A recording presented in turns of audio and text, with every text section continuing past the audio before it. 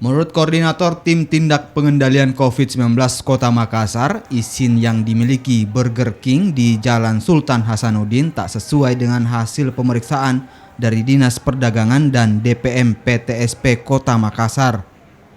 Selain itu, petugas juga menemukan pelanggaran lain, yakni penerapan protokol kesehatan tak dilakukan selama beroperasi, yakni antar pengunjung tidak menjaga jarak. Dalam sidak ini, tim gugus tugas COVID-19 Kota Makassar langsung melakukan rapid test kepada karyawan serta pengunjung. Meninjau dan mengawasi terkait dengan protokol kesehatannya. Itu yang pertama. Nah, temuan kita di lapangan ini tidak sesuai dengan protokol kesehatan yang kita lihat tadi. Kita saksikan secara bersama bahwa Burger King yang ada di Sultan Hasanuddin ini tidak sesuai dengan protokol kesehatan. Nah, itu yang tujuan inti utama.